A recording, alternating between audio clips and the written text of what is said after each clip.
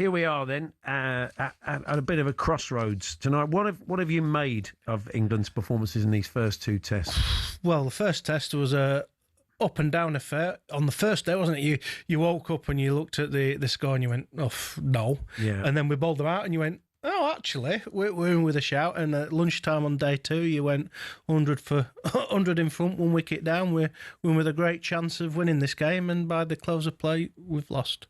And then not losing in 2 days, not taking on the pink ball game. Over preparing in nets, allegedly, and then performing badly in the second test match and then taking a break in Noosa. The optics coming out of Australia for the average Joe, for the fans, for people watching, aren't great. But it strikes me that playing Australia in Australia is so much harder. I mean, you had this brilliant victory in 2005 here, but then when the team win it, you got absolutely thrashed. We did, and that stemmed from losing the second game at Adelaide. We were in a position where we couldn't lose. Paul Collingwood scored 200, Freddie scored 100. I took a few wickets, and there wasn't a chance we were going to lose that game, and then we lost it, and we then got steamrolled by the great Australian side. But you go to Australia, it's not just the 11 people on the pitch. You're playing the press, you're playing the nation. I can remember my first tour was in 2001, and we got there and we went to a coffee shop after the gym on our first day, and a voice from the back of the coffee shop gave us some fearful abuse for wearing our sponsored kit to the coffee shop, and you turned round and it was a 90-year-old bloke.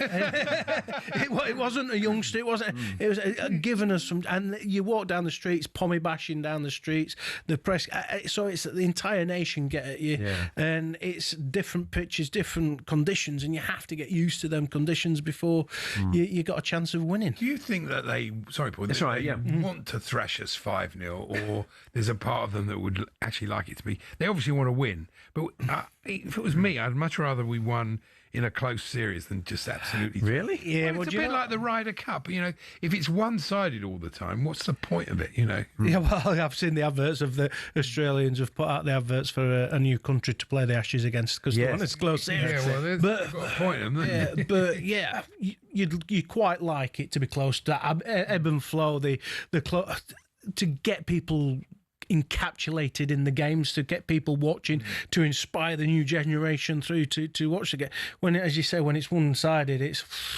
not great. Here we go again. I'll go watch something else. Yeah, no, you mentioned the optics of that sort of getaway in Noosa, where they've completely got away from cricket and had a little bit of a holiday. Well, let's play a little bit of Harry Brook. He spoke to the media ahead of this third test, and he said he thinks it helped them decompress after those first two defeats.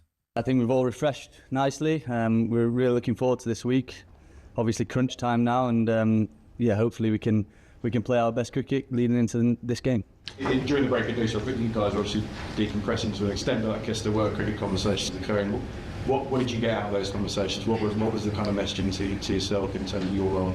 To be honest, we tried to stay away from cricket as much as possible. We just wanted to go there and have a good time, and we had a belting time, and it was probably came at the right time when we're 2-0 down. I know most people won't think that, but to get away from the game and try and refresh as much as possible after a tough start to the series, hopefully that can help us leading into this game.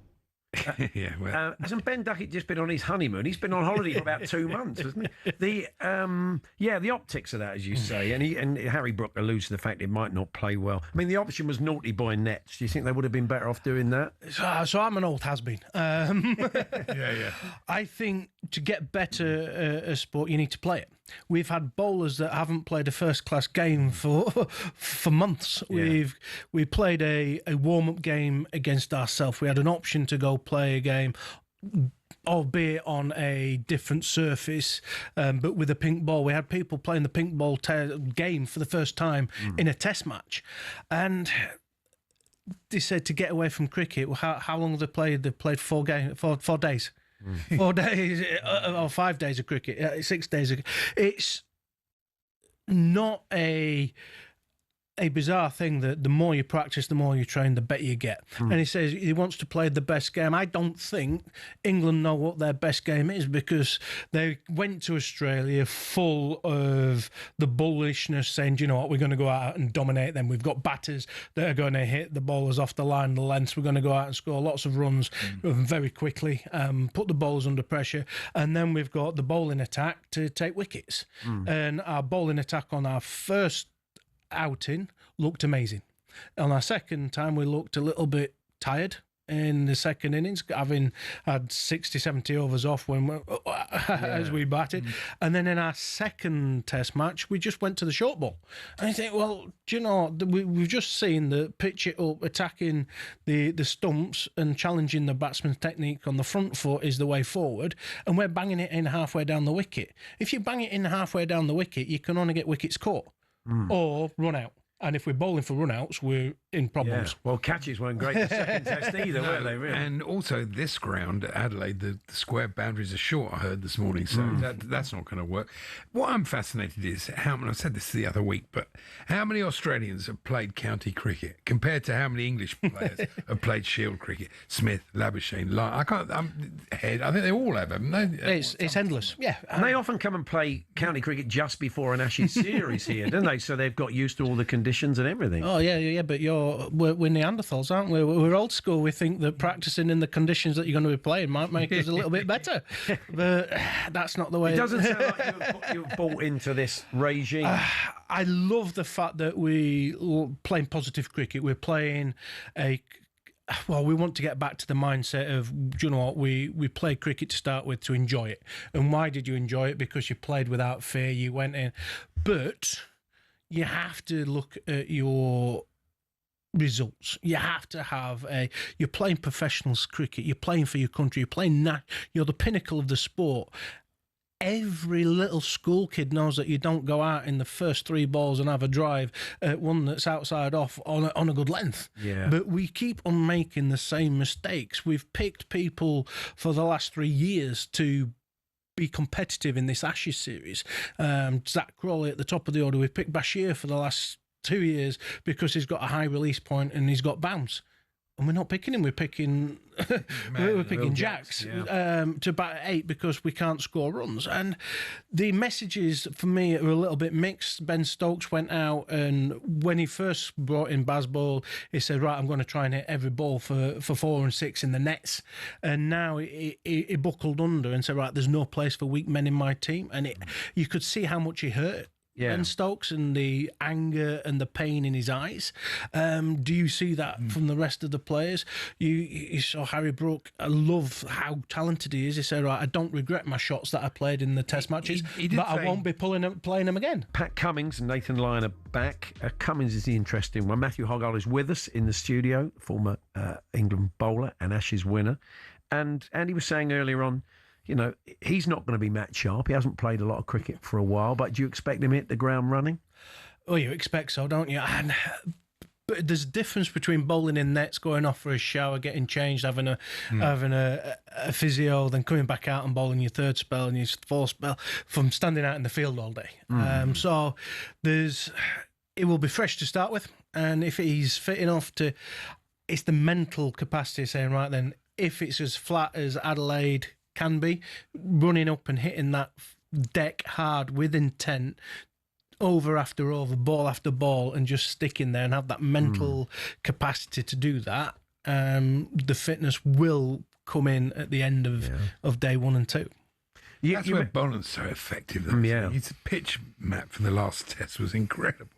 It was basically like every ball was in the same spot. Yeah, and he looked very ordinary in the first innings, didn't he? When in the first test, you know. Yeah, and we helped him. I mean, he just moved out the pitch wider. He doesn't have to attack our stumps because our batsmen like to edge it to the slips. Yeah. And try and drive big booming drives off length balls that are outside off stump, whereas the Australians, you just leave that alone, and then the bowlers have to change the plan. And the change of plan, you've got to come into the stumps and attack the pads, attack the stumps.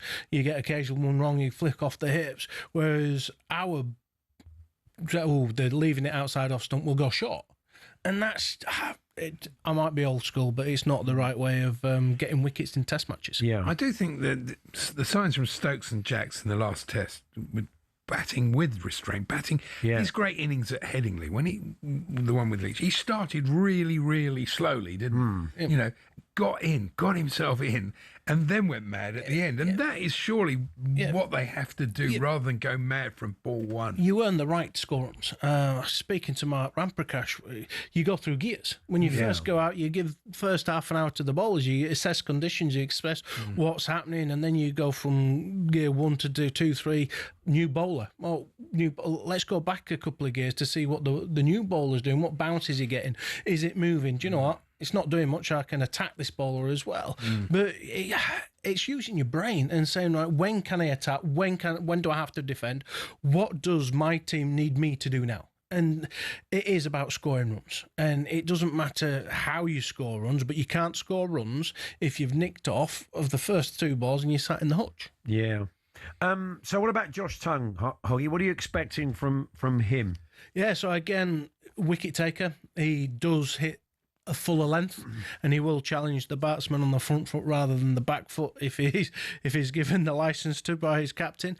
But yeah, wicket taking, and that's what you need. You need to take wickets in a Test match, and 20 wickets is hard to get on flat wickets. So pitching it up, challenging that front pad is what he'll bring to that team. Yeah. You mentioned earlier on that our bowlers not really getting a rest because we weren't out there batting for long enough. What is that like when you're out in those conditions in that heat, especially in Adelaide where it's going to be pretty hard work? I know people say, it's a close-knit team and you don't have risk, but it's always batters and bowlers, even if it's friendly. You need to be able to give your bowlers a chance to rest because bowling is hard work, and if you think you've only just got your boots off and then you've had to bat and then you've had to rush off to get your bowling boots on, it does take it out of you, and that's why there's been given time in between Test matches now for people to recuperate, and you want to see that hostile spell against the batsman. You want to see the batsman, do you know what, this is hard work. That's why it's called Test cricket. And if you're playing it fast forward and you're playing it like a one-day game, you don't get that little battle of fast bowler versus the batter. Do you think it's a factor that Smith not captaining the team this time? I mean, he's been brilliant in the first 2 Tests. Is he a better captain than Cummins? Again, the captaincy makes the decisions who's bowling, who's back. There will be chats between Smith and Cummins. Cummins is captain, fantastic. He's got a great record. So I don't really care who's captain because it's such an individualistic sport. When you're batting, your captain can't do anything for you because you're in charge of what shots you play, how you go about making your innings. When you're bowling, you should go to your captain and say, right, then this is how I plan on getting these batsmen out. I want X. I want 3 slips gully. I'm going to pitch it up, and my plan A is to challenge that outside edge, and this is what I'm going to do. And the captain will say, yeah, okay, set the field, and we'll go with that plan. If that's not working, you go up to your captain and say, right, then that plan's not working. Can I now go 5-4 field, and can I go gun barrel straight, hit the top or middle? And you tell the captain what you want. At the moment, I think Stokes has been too much telling the bowlers what they're going to do. But you go back to, it's a simple game. You need 10 wickets in innings. How are you getting 10 wickets? And to me, short pitch bowling, taking away lots of modes of dismissal, isn't the right plan. It's the plan... Right. E&F. Unless you're Wagner or something.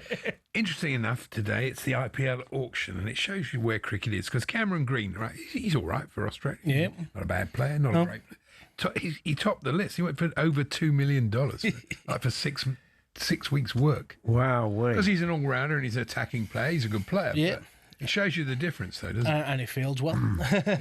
And again, and that's why you look at Test cricket as the pinnacle, and you look at the youngsters coming through, what incentives the youngsters have to play the longer format of our great game? Because $2 million for the 8 weeks work, 6 weeks work. Sure. When you see young kids playing reverse sweeps and nets and everything else, you've got to let them do that, because that's what they're seeing on TV. That's where the money is. That's where the razzmatazz is. That's where all the media is going. And test matches are slowly slipping away. Just finally, Hoggy, all the noise coming out of the camp. We've got Ben Stokes saying, he wants a bit of dog about the players. He'd like to see them be a bit more aggressive, a bit nastier. Harry Brook saying, I've played some dumb shots. I'm going to play the situation. So the noises, hopefully, are optimistic. How optimistic are you that they can get a result in Adelaide? They can get a result in Adelaide, but they have to play a lot smarter than that. This tour didn't sneak up on them. It wasn't they got on a play, they got off it, and we're in Australia, we're in the Ashes. They've been planning this for 2.5 years, 3 years. It isn't a case of we're 2 games in now, we're going to make a plan to start winning. They have gone with a plan and it hasn't worked, and they're now slowly accepting that, you know what, that brand of cricket that they've been doing for the last 2.5 years isn't working. So if they can rein themselves in and survive the first 5 balls that they face, score some runs, we can win a game of cricket. Well, fingers crossed. Good to see you. Have a good Christmas. Thank you for having me. Cut to 11:35 and there's Crawley edging to slip.